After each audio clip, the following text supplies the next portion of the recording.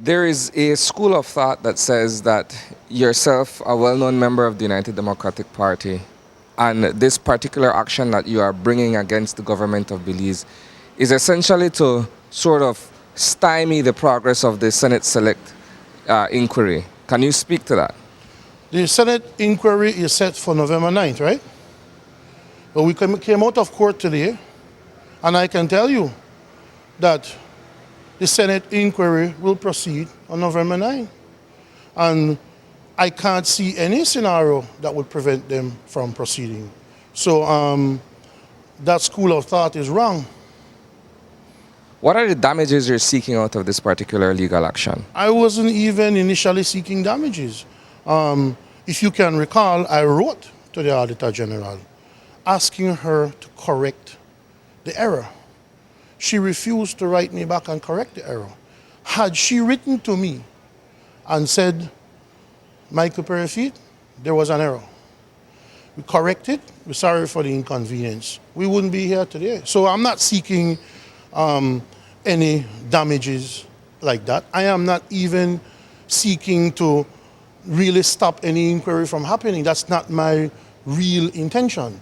My intention is to correct that error and to not have a proceeding take place that would exclude the correction of that error at all, because I can't have it be said in an Auditor General's report that I was doing something illegal, and that's not so. That's my only quarrel. Finally, the nature of your suit. Is it defamatory? What is the specific attribute of this lawsuit? Well, it's a public document at this point, so I can tell you. But I'm not asking for any defamation or anything like that. It is my personal belief that an error was made, a genuine error was made. That's my personal belief. I'm not saying that when the Auditor General initially put my name in there that she did it with any malice. I have no evidence of that. I will accept for now that a genuine error has been made, and I would just like to see the error corrected. We had a first hearing today.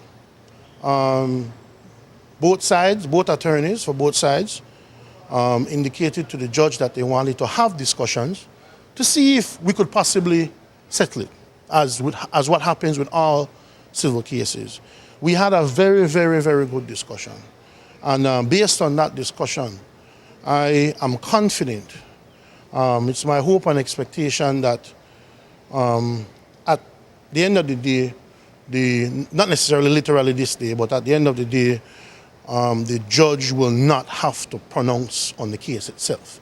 That's what I am confident of. I can't reveal the discussions we had, but we had very good discussions, and I think, I feel strongly that we will not have to have the court decide. That's my position on that right now.